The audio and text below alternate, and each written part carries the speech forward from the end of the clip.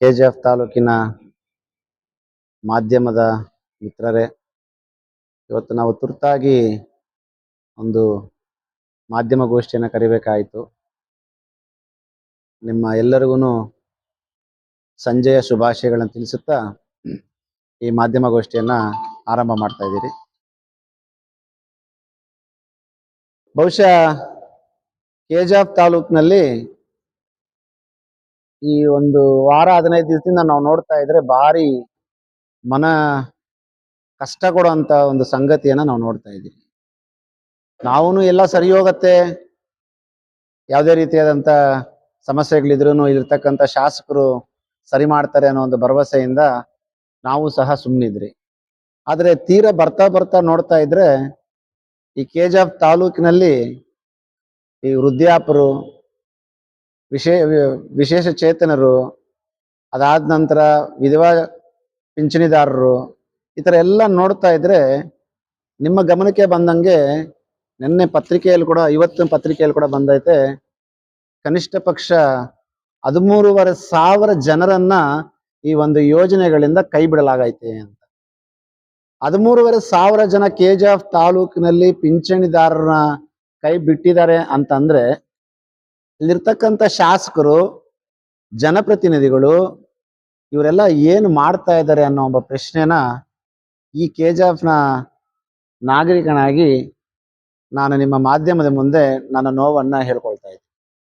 ನಿನ್ನೆನೂ 2-3 ಸಾಮಾಜಿಕ ಮಾಧ್ಯಮದಲ್ಲಿ ನೋಡ್ತಾ ಇರ್ಬೇಕಾದ್ರೆ ಅನೇಕ ವೃದ್ಧರು, ಅನೇಕ ಜನ ಅವರ ಕಷ್ಟಗಳನ್ನ ತೋಡ್ಕೊಳ್ತಾ ಇದ್ರ ಬಗ್ಗೆ ಯಾರು ಮಾತಾಡೋವಿಲ್ವಾ, ನಮ್ಮ ಸಮಸ್ಯೆಗಳನ್ನ ಕೇಳೋರು ಯಾರು ಇಲ್ವಾ ಅಂತ ನಿನ್ನೆ ತಾಲೂಕ್ ಕಚೇರಿ ಬಳಿ ಕೂಡ ಒಂದು ದೊಡ್ಡ ಹೈಡ್ರಾಮಾನೇ ನಡೀತು. ಬಟ್ ಅಲ್ಲಿ ನಾನು ಎಲ್ಲ ರೀತಿಯಾದಂಥ ಒಂದು ವಿಡಿಯೋಗಳನ್ನ ನನ್ನ ಟೀಮ್ನವ್ರು ಕಳಿಸ್ಕೊಟ್ಟಾಗ ನೋಡಿದಾಗ ನನಗೂ ಬಹಳ ನೋವು ಅನ್ಸುತ್ತೆ. ಅಲ್ಲಿ ಮಾನ್ಯ ದಂಡಾಧಿಕಾರಿಗಳು ಹೇಳ್ತಾರೆ, ಅವ್ರ ಬಾಯಿಂದ ಬಂತಂತೆ, ಇಟ್ಸ್ ರೆಕಾರ್ಡೆಡ್, ಸರಿಸುಮಾರು 13,500 ಜನವನ್ನ ಈ ಯೋಜನೆಯ ಫಲಾನುಭವಿಗಳನ್ನ ಡಿಲೀಟ್ ಮಾಡಲಾಗೈತೆ. ಕಾರಣ ಕೇಳ್ತಾ ಇದ್ರೆ ದಂಡಾಧಿಕಾರಿ ಹೇಳ್ತಾ ಇರೋಂಥದ್ದು, ಇದು ನಮ್ದಲ್ಲ, ಸರ್ಕಾರದ ಒಂದು ಆದೇಶದಂತೆ ಫಲಾನುಭವಿಗಳಿಗೆ ನಾವೇನು ಕಂಡೀಷನ್ಸ್ ಅಪ್ಲೈಡ್ ಅಂತ ಹೇಳಿರ್ತೀರಿ, ಆ ಕಂಡೀಷನ್ಸ್ ಇಲ್ದಿರೋದ್ರಿಂದ ನಾವು ಅದನ್ನ ಡಿಲೀಟ್ ಮಾಡಿದಿರಿ. ಅದಕ್ಕೆ ಜನರು ತುಂಬಾ ಹೊತ್ತು ಕೇಳ್ತಾ ಇದ್ದಾರೆ, ಅವರನ್ನ ನಮ್ಮ ಕಷ್ಟಗಳನ್ನ ನಾವು ಯಾರ ಹತ್ರ ಹೇಳ್ಕೊಳ್ಳಿ, ಯಾರಿಗೆ ಹೇಳಿ ಮಾಡಿದ್ರಿ ಇದನ್ನ, ಅಥವಾ ಮಾಡಕ್ ಮುಂಚೆ ನಮಗೆ ಇನ್ಫಾರ್ಮೇಶನ್ ಕೊಟ್ಟಿದ್ದೀರಾ, ಆತರ ಹಲವಾರು ಪ್ರಶ್ನೆಗಳನ್ನ ದಂಡಾಧಿಕಾರಿಗಳು ಕೇಳಿದಾಗ ಬಟ್ ತಹಸೀಲ್ದಾರ್ ಆದಂಥವ್ರು ಅವ್ರು ಒಂದೇ ಉತ್ತರ ಕೊಡ್ತಾ ಇರೋದು, ಇದು ನಮ್ಮ ಕೈಯಲ್ಲಿ ಏನು ಇಲ್ಲ, ಇದು ಸರ್ಕಾರದ ಕೈಯಲ್ಲಿ ಇರ್ತಕ್ಕಂಥದ್ದು, ನಾವು ವಾರ್ಡ್ಗೂ ಬರ್ತೀರಿ, ನಿಮ್ಮ ಸಮಸ್ಯೆಗಳನ್ನ ಆಳಿಸಿ ಮತ್ತೆ ಮಾಡ್ತೀರಿ ಅನ್ನೋದು. ಇವತ್ತು ವಿಶೇಷವಾಗಿ ತುರ್ತು ಮಾಧ್ಯಮ ಗೋಷ್ಠಿ ಕರೀಲಿಕ್ಕೆ ಕಾರಣ, ಈ ನಮ್ಮ ಕೆಜಿಎಫ್ ತಾಲೂಕು ಚಿನ್ನವನ್ನು ಕೊಟ್ಟಂತ ನಾಡು, ಮತ್ತೆ ಕೃಷಿಯನ್ನು ನಂಬಿ ನಮ್ಮ ಗ್ರಾಮೀಣ ಭಾಗದಲ್ಲಿ ಎಲ್ರಿಗೂ ಅನ್ನವನ್ನು ಕೊಡ್ತಕ್ಕಂಥ ಅನ್ನದಾತನು ಇವತ್ತು ಈ ಸರ್ಕಾರದ ಮುಂದೆ, ಜನಪ್ರತಿನಿಧಿಗಳ ಮುಂದೆ ಕೈ ಕಟ್ಟಿ ಭಿಕ್ಷೆ ಬೇಡಿ ನನ್ನ ಪಿಂಚಣಿ ಹಣವನ್ನ ನನಗೆ ಕೊಡಿ ಅಂತ ಸಾಲುಗಟ್ಲೆ ನಿಂತ್ಕೊಂಡು ಕೇಳೋವಂಥ ಪರಿಸ್ಥಿತಿ ಇವತ್ತಿರ್ತಕ್ಕಂಥ ಜನಪ್ರತಿನಿಧಿಗಳು ನನ್ನ ಕೆಜಿಎಫ್ ತಾಲೂಕಿನ ವೃದ್ಧರಿಗೆ, ವಿಶೇಷ ಚೇತನರಿಗೆ ಹಾಗೂ ವಿಧವಾ ಪಿಂಚಣಿದಾರರಿಗೆ ಇವತ್ತು ಒಂದು ಬಹಳ ದೊಡ್ಡ ಒಂದು ಗಿಫ್ಟ್ ಅನ್ನ ಕೊಟ್ಟಿದ್ದಾರೆ ಅಂತ ಬಹಳ ನೋವಿಂದ ಹೇಳ್ತಾ ಇದ್ದೀನಿ. ಇವತ್ತು ಇನ್ನೊಂದು ವಿಷಯ ನಾನು ಇವತ್ತಿಲ್ಲಿ ಮಾತಾಡಲೇಬೇಕಾಗತ್ತೆ. ಮಾನ್ಯ ಶಾಸಕರಾದಂಥವರು ಕೇವಲ ಡಾಂಬರೀಕರಣಕ್ಕೆ ಕೊಡ್ತಕ್ಕಂಥ ಒತ್ತನ್ನ, ಇಂಗ್ಲಿಷಲ್ಲಿ ಡಾಂಬರೀಕರಣ ಅಂತಂದ್ರೆ ತಾರ್ ರೋಡ್ ಕೊಡ್ತಕ್ಕಂಥ ಒತ್ತನ್ನ ಅಥವಾ ಚರಂಡಿ ಕೊಡ್ತಕ್ಕಂಥ ಒತ್ತನ್ನ ನನ್ನ ತಾಯಂದ್ರಾದಂಥವ್ರಿಗೆ, ಹಿರಿಯರಾದಂಥವ್ರಿಗೆ ಯಾಕೆ ತಮಗೆ ಕಣ್ಣು ಮೂಗು ಬಾಯಿ ಎಲ್ಲ ಮುಚ್ಕೊಂಡ್ ಬಿಟ್ಟಾಯ್ತಾ, ಕೇಳಿಸ್ತಾ ಇಲ್ವಾ ಅಂತ ನಾನಿವತ್ತು ನಿಮ್ಮನ್ನ ಪ್ರಶ್ನೆ ಕೇಳ್ತಾ ಇದ್ದೀನಿ. ಅದಕ್ಕೆ ಕಾರಣ ಇಷ್ಟೇ, ನಾವೇನಾದ್ರೂ ಧ್ವನಿ ಎತ್ತಿದ್ರೆ ನಿಮ್ಮ ಹಿಂಬಾಲಕರನ್ನ ಬಿಟ್ಟು ಓಡಿಸ್ತೀರಿ, ಕೊಲ್ಲಿಸ್ತೀರಿ, ಕೇಸ್ ಹಾಕ್ಸ್ತೀರಿ, ನೀನ್ ಗ್ರಾಮ ಪಂಚಾಯತಿ ಮೆಂಬರ್ ಆಗಿಲ್ಲ, ನೀನ್ ಯಾರು ಕೇಳೋದಿಕ್ಕೆ ಅಂತ ಏಕವಚನ ಬಳಸ್ತೀರ. ಇದೆಲ್ಲದಕ್ಕೂ ಬಿಟ್ಟು ನಾನು ಮತ್ತೆ ಹೇಳ್ತಾ ಇದ್ದೀನಿ, ಪೊಲೀಸ್ ಡಿಪಾರ್ಟ್ಮೆಂಟ್ ಮೇಲೆ ನನಗೆ ಬಹಳಷ್ಟು ಗೌರವ ಐತೆ. ಸರಿಸುಮಾರು 8 ವರ್ಷಗಳ ಕಾಲ ಇವತ್ತಿಗೂ ನನಗೆ ನಮ್ಮ ಪೊಲೀಸ್ ಡಿಪಾರ್ಟ್ಮೆಂಟ್ ಬಹಳಷ್ಟು ಒಂದು ಪ್ರೋತ್ಸಾಹವನ್ನ ಕೊಟ್ಟಿದ್ದಾರೆ. ಪ್ರೋತ್ಸಾಹ ಅಂದ್ರೆ ಕಾನೂನಿನ ನಿಟ್ಟಲ್ಲಿ ನಮ್ಗೆ ಎಲ್ಲೂ ಅಡೆತಡೆ ಆಗಿಲ್ಲ. ಆದ್ರೆ ಎಲ್ಲೋ ಒಂದ್ ತಿಂಗಳಿಂದ ನಾನು ಹೆಸರು ಹೇಳ್ಬೇಕಾಗಿರಂತ ಸಮಯದಲ್ಲಿ ನಾನು ಹೆಸರನ್ನು ಹೇಳ್ತೀನಿ. ಒಬ್ಬ ಅಧಿಕಾರಿನ ಬೆಳೆಸ್ಕೊಂಡು ವಿನಾಕಾರಣ ತೊಂದರೆ ಕೊಡ್ಲಿಕ್ಕೂ ಮುಂದೆ ಹೋಗ್ತಾ ಇದ್ದಾರೆ. ನಾನು ಇದನ್ನ ವರಿಷ್ಠರ ಗಮನಕ್ಕೂ ತರಬೇಕು ಅಂತಿದ್ದೀನಿ. ನೋಡೋಣ, ಎಲ್ಲದಕ್ಕೂ ಒಂದು ಮಿತಿ ಅನ್ನೋದು ಇರ್ತದೆ. ಆ ಮಿತಿ ದಾಟಿದಾಗ ಖಂಡಿತವಾಗ್ಲೂ ಈಗಿರ್ತಕ್ಕಂಥ ನಮ್ಮ ಪೊಲೀಸ್ ವರಿಷ್ಠರು ಶಿವಪುತ್ರರಾಜ್ ಸರ್ ಮೇಲೆ ಬಹಳಷ್ಟು ನಂಬಿಕೆ ಗೌರವ ಐತೆ. ಅವ್ರು ಮಾಡ್ತಕ್ಕಂಥ ಕೆಲಸ ಮತ್ತೆ ಅವರು ನ್ಯಾಯಕ್ಕೋಸ್ಕರ ಮಾಡ್ತಿರ್ತಕ್ಕಂಥ ಒಂದು ಜವಾಬ್ದಾರಿಯನ್ನು ನೋಡಿದ್ರೆ ನನಗೆ ನ್ಯಾಯ ಸಿಗತ್ತೆ ಅನ್ನೋ ಒಂದು ನಂಬಿಕೆ ಖಂಡಿತವಾಗ್ಲೂ ಐತೆ. ನಾನು ಪೊಲೀಸ್ ಡಿಪಾರ್ಟ್ಮೆಂಟ್ ಬಹಳ ಗೌರವಿಸ್ತೀನಿ. ಅದೇ ರೀತಿ ಅವ್ರು ಹೇಳಿರ್ತಕ್ಕಂಥದ್ದನ್ನ ಕಾನೂನು ರೀತಿಯಲ್ಲಿ ಪಾಲನೆ ಮಾಡ್ತೀನಿ. ನನ್ನ ತಪ್ಪುಗಳಿದ್ದೆ ತಿದ್ದಲಿಕ್ಕೆ ಅವ್ರಿಗೆ ಅವಕಾಶ ಐತೆ ಅಂತೇಳಿ ಇದೊಂದು ಮಾತನ್ನ ಹೇಳ್ಬೇಕಾಗತ್ತೆ.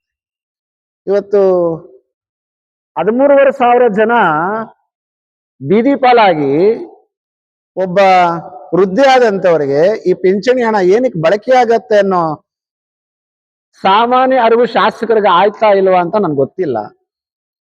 ಒಬ್ಬ ವಿಧವೆ ಆದಂತವಳಿಗೆ ಈ ಪಿಂಚಣಿ ಹಣ ಏನಕ್ಕೆ ಬಳಕೆ ಮಾಡ್ಕೊಳ್ತಾಳೆ ಆಕೆ ಅನ್ನೋದನ್ನ ಸಾಮಾನ್ಯ ಜ್ಞಾನ ನಮ್ಮ ಶಾಸಕರಿಗೆ ಆಯ್ತೋ ಇಲ್ಲೋ ಗೊತ್ತಿಲ್ಲ. ಅದೇ ರೀತಿ ಈ ನಮ್ಮ ವಿಶೇಷ ಚೇತನ ಅಂತೇಳಿ ಒಂದು ಪಿಂಚಣಿ ಏನ್ ಕೊಡ್ತಿದ್ದಾರೆ ನಮ್ಮ ಸಹೋದರರಿಗೆ, ಆ ಒಂದು ಹಣವನ್ನ ಏನಕ್ಕೆ ಬಳಕೆ ಆಗತ್ತೆ ಅನ್ನೋದು ಅವ್ರಿಗೆ ಅರಿವು ಆಯ್ತೋ ಇಲ್ವೋ ನನಗೆ ಗೊತ್ತಿಲ್ಲ. ಅದನ್ನೇ ಅವ್ರಿಗೆ ಅರಿವು ಮೂಡಿಸ್ಲಿಕ್ಕೋಸ್ಕರ ಈ ನಮ್ಮ ಮಾಧ್ಯಮದ ಸ್ನೇಹಿತರ ಮೂಲಕ ಅವರಿಗೆ ಇದು ತಿಳಿ ಹೇಳೋಣ ಅಂತೇಳಿ ಇವತ್ತು ಮಾಧ್ಯಮದ ಗೋಷ್ಠಿಯನ್ನ ಕರೆದಿದ್ದೀರಿ. ಅಕ್ಕ ಅವರೇ, ರೂಪಕ್ಕ ಅವರೇ, ಮಾನ್ಯ ರೂಪಕಲಾ ಶಶಿಧರ್ ಡಾಕ್ಟರ್ ಅಕ್ಕ ಅವರೇ, ದಯಮಾಡಿ ನೀವು ನಮ್ಮ ನಗರ ಭಾಗದಲ್ಲಿ ಹೇಳ್ತಾ ಇರ್ತೀರಲ್ಲ, ನಾನು ನಗರ ಭಾಗವನ್ನ ಸಿಂಗಾಪುರ್ ಮಾಡ್ತೀನಿ, ಇಂಡಸ್ಟ್ರಿಯಲ್ ಹಬ್ ಅಂತ ತರ್ತೀನಿ ಅಂತ. ನನ್ನ ಮೊದಲ ಪ್ರಶ್ನೆ, ನೀವು ಚುನಾವಣೆಗೆ ಸ್ಪರ್ಧಿಸಿದಾಗ ಏನ್ ಹೇಳಿದ್ರಿ? ಸೆರಗನ್ನ ಇಟ್ಕೊಂಡು ನಾನು ನಿಮ್ಮ ಹೆಣ್ಣು ಮಗಳು, ನನಗೆ ಒಂದು ಅವಕಾಶ ಕೊಡಿ, ನಿಮ್ಗೆಲ್ಲಾ ರೀತಿಯಾದಂತ ಸಹಾಯವನ್ನ ಮಾಡ್ತೀನಿ, 5 ಗ್ಯಾರಂಟಿಗಳನ್ನು ಸಮೇತ ಹೇಳ್ತಾ ಇರ್ತೀರ. ನನ್ನ ಕೆಜಾಫಿನ ಜನ ಇವತ್ತು ನಿಮ್ಮ ಗ್ಯಾರಂಟಿಗಳನ್ನ ನಂಬುದ್ರು, ನೀವು ಒಳ್ಳೆ ಕೆಲಸ ಮಾಡ್ತೀರ ಅನ್ನೋ ಒಬ್ಬ ವಿಶ್ವಾಸವಿಟ್ರು, ನಿಮ್ಮನ್ನ ಜನರು ಒಳ್ಳೆಯ ಒಂದು ಮೆಜಾರಿಟಿಯಿಂದ ನಿಮ್ಮನ್ನ ಕೆಜಾಫ್ ತಾಲೂಕಿನ ಶಾಸಕರನ್ನಾಗಿ ಆರಿಸಿ ವಿಧಾನಸೌಧಕ್ಕೆ ಕಳಿಸಿ ಇಲ್ಲಿರ್ತಕ್ಕಂಥ ಕಷ್ಟಗಳನ್ನ ನೆರವೇರಿಸೋದಿಕ್ಕೆ ಒಬ್ಬ ಹೆಣ್ಣು ಮಗಳಿಗೆ ಒಂದು ಅವಕಾಶ ಕೇಳಿದಾರಂತ ಅವಕಾಶ ಕೊಟ್ಟು ನಿಮ್ಮನ್ನ ಕಳಿಸ್ಕೊಟ್ರು. ಆದ್ರೆ ಇವತ್ತು ತಾವೇನ್ ಮಾಡ್ತಾ ಇದ್ದೀರಾ ರೂಪಕ್ಕ ಅವರೇ? 13,500 ಜನ ಇಷ್ಟೊಂದು ಕಷ್ಟ ಪಡ್ತಿದ್ದಾರೆ ಅಂತಂದ್ರೆ ನಿಮಗೆ ಇದು ನಿಮ್ಮ ತಲೆಗೆ ಇನ್ನ ಅರಿವು ಬಂದಾಯ್ತಾ ಇಲ್ವಾ? ಅಥವಾ ನಿಮ್ಮ ಹಿಂಬಾಲಕರು ಯಾರು ನಮ್ಮನ್ನ ಏಕವಚನ ಪ್ರಯೋಗ ಮಾಡ್ತಾರೆ, ಯಾರು ನಮ್ಮನ್ನ ಚಾಲೆಂಜ್ ಮಾಡ್ತಾರೆ, ಯಾರು ನಮ್ಮನ್ನ ಹೊಡಿತೀನಿ ಬಡಿತೀನಿ ಅಂತಾರೆ, ಅವ್ರು ಇದ್ರ ಬಗ್ಗೆ ಹೇಳಿಲ್ವಾ? ನಿಮಗೆ ಮೋಹನ ಕೃಷ್ಣ ಮಾತಾಡಿದ ಮಾತ್ರ ಹೇಳ್ತಾರ?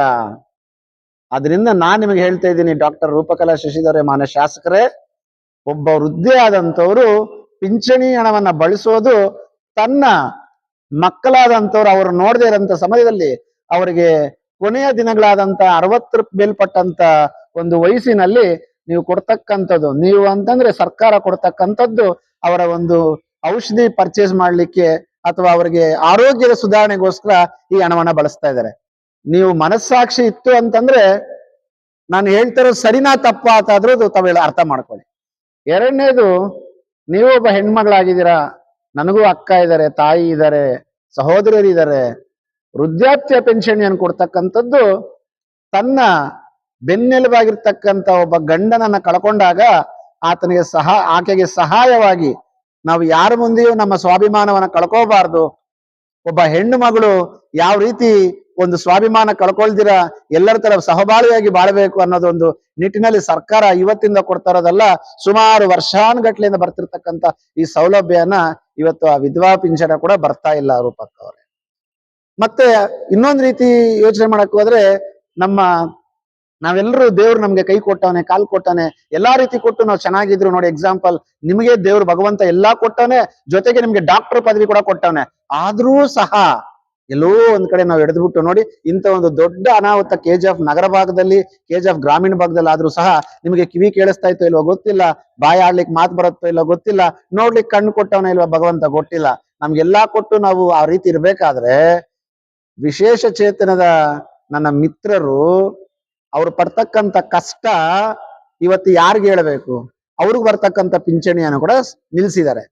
ಇವತ್ತು ಮಾತಿಗೆ ಮುಂಚೆ ನೀವು ಹೇಳ್ತೀರಾ KGF ಅಭಿವೃದ್ಧಿ ನಮ್ಮ ಗ್ಯಾರಂಟಿಗಳಿಂದ ನಾವು ಹೆಣ್ಮಕ್ಳಿಗೆ ಸುಧಾರಿಸ್ಕೊಂಡು, ನಾನು ಒಪ್ಕೊಳ್ತೀನಿ ರೂಪಕ್ ಅವರೇ.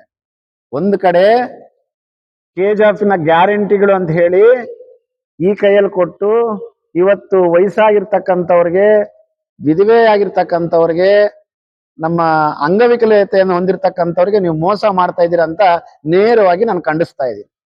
ಮತ್ತೊಂದು ಬಹಳ ಗಂಭೀರವಾದಂತ ವಿಷಯ, ಇವತ್ತು ನಮ್ಮ KGF ನಗರ ಭಾಗದಲ್ಲಿರ್ತಕ್ಕಂಥದ್ದು ಈ BGML ನಂಬ್ಕೊಂಡು, ಆ BGML ನ ನೌಕರರಾಗಿ ರಿಟೈರ್ಡ್ ಆದಾಗ ಅವ್ರಿಗೆ ಇನ್ನೂ ಸೆಟ್ಲ್ಮೆಂಟ್ ಸಿಗದೆ ಎಷ್ಟೋ ಜನ ಒದ್ದಾಡ್ಕೊಂಡು ಇವತ್ತು ಜೀವನ ನಡೆಸಲಿಕ್ಕೆ ಕಷ್ಟಪಟ್ಟು ಸ್ವಾಭಿಮಾನದ ಬದುಕನ್ನ ಕಟ್ಕೊಂಡಿರ್ತಕ್ಕಂಥ ನಗರ ಭಾಗದಲ್ಲಿ ಇವತ್ತು ಈ ಪಿಂಚಣಿ ಆದ್ರೂ ಬರ್ತದೆ, ಇದರಿಂದ ಒಪ್ಪತ್ತು ಊಟ ಮಾಡ್ಬೋದು, ಇದರಿಂದ ಒಂದು ಔಷಧಿಯನ್ನ ಖರೀದಿ ಮಾಡಿ ನಾನೊಂದು 2-3 ದಿವಸ ಬದುಕಬಹುದು, ಈ 3-4 ದಿವಸ ಬದುಕಿದ್ರೆ ನನಗೆ ಅಟ್ಲೀಸ್ಟ್ ಆ ಸೆಟ್ಲ್ಮೆಂಟ್ ಹಣ ಏನಾದ್ರು ಬರ್ತದೆ ಅಂತ BGML ನೌಕರರು ಕಾಯ್ತಾ ಇದ್ರೆ ಇವತ್ತು ಅವ್ರ ಹೊಟ್ಟೆ ಮೇಲೆ ಹೊಡಿತಾ ಇದ್ದೀರಲ್ಲ, ಈ ಪಾಪ ನಿಮ್ಗೆ ತಟ್ಟದೆ ಹೋಗಲ್ಲ ಅಂತ ನಾನು ನಿಮ್ಗೆ ಹೇಳ್ತಾ ಇದ್ದೀನಿ.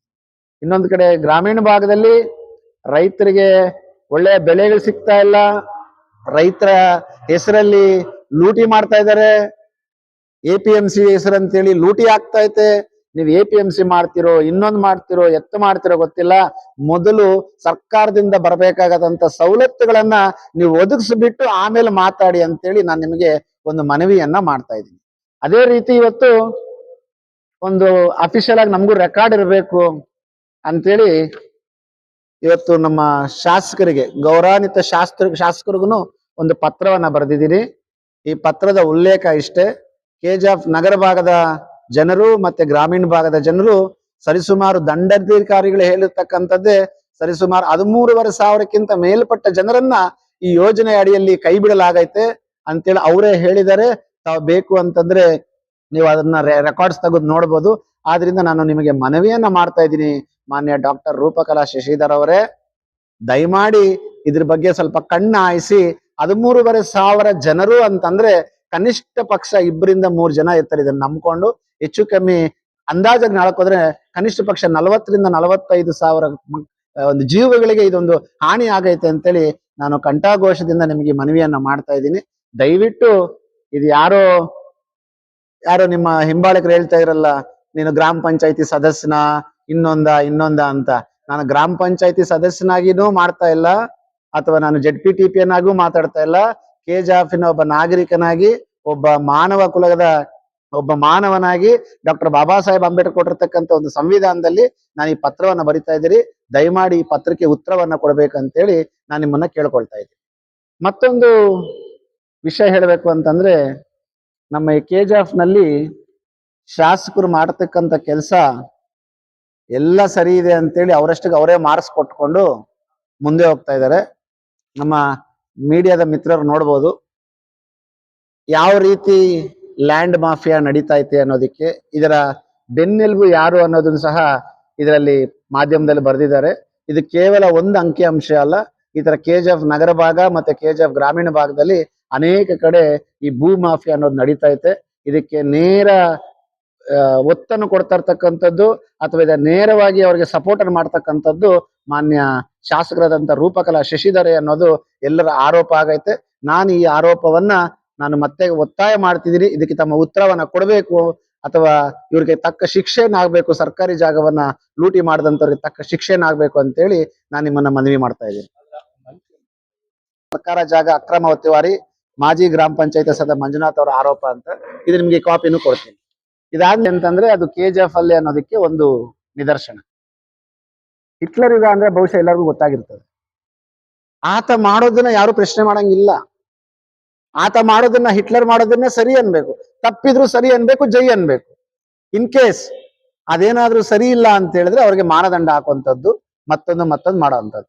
ಇವತ್ತು ಒಬ್ಬ ಈ KGF ತಾಲೂಕಿನ ಒಬ್ಬ ನಿಷ್ಠಾವಂತ ಪ್ರಜೆಯಾಗಿ ಮಾನ್ಯ ಜೈಪಾಲ್ ಅಣ್ಣನವರು ಅವರ ಆಕ್ರೋಶವನ್ನು ತೋಡ್ಕೊಳ್ತಾರೆ, ಕುಡಿಯೋ ನೀರಿನ ಬಗ್ಗೆ ಸಮಸ್ಯೆ ಆಯ್ತಂತ. ಆದ್ರೂ ಸಹ ನಾನ್ ಬರ್ದಿಲ್ಲ, ಇದು ಇಲ್ಲಿ ಬರ್ದಿಕ್ಕಂಥದ್ದು ಮಾಧ್ಯಮದ ಪತ್ರಿಕೆಯನ್ನು ಕೊಡ್ತಾ ಇದ್ದೀನಿ. ಹಿಟ್ಲರ್ ಯುಗ ಹೆಂಗಾಯ್ತು ಅನ್ನೋದಕ್ಕೆ ಆ ಸ್ವಪಕ್ಷೀಯರೇ ಅವರ ಒಂದು ಕಂಠವನ್ನು ಎತ್ತಿ ನ್ಯಾಯಕ್ಕೋಸ್ಕರ ಕೇಳಾಡ್ಬೇಕಾದ್ರೆ ಅವರನ್ನ ಯಾವ ರೀತಿ ಮಟ್ಟ ಹಾಕ್ಬೇಕು ಅನ್ನೋದನ್ನ ಯೋಚನೆ ಮಾಡಿ, ನನಗೆ ಗೊತ್ತಿಲ್ಲ ಅವ್ರು ಮಟ್ಟ ಹಾಕಿದ್ರೆ ಏನು ಅಂತ, ಬಟ್ ಈ ವಿಷಯ ಆ ಸ್ವಪಕ್ಷ ಅವರು ಎತ್ತಿದಾಗ ಇವತ್ತವರೆಗೂ ಅದಕ್ಕೆ ಉತ್ತರ ಕೊಡದೆ ಸೈಲೆಂಟ್ ಆಗಿದ್ದೀರಾ ಅಂತಂದ್ರೆ ನಿಮ್ಮನ್ನ KGF ಜನತೆ 83,000 ಮತಗಳಿಂದನೂ 53,000 ಮತಗಳ ಅಂತರದಿಂದ ಗೆಲ್ಸಿ ನಿಮ್ಮನ್ನ ಕಳಿಸಿರೋದು ಈ ರೀತಿ ಮಾಡ್ಲಿಕ್ಕ ಅಂತ ನಾನು ಪ್ರಶ್ನೆ ಕೇಳ್ತಾ ಇದ್ದೀನಿ. ಇದಕ್ಕೂ ತಾವು ಉತ್ತರ ಕೊಡಬೇಕು ಅಂತ ಹೇಳ್ತಾ ಇದ್ದೀನಿ. ಅದೇ ರೀತಿ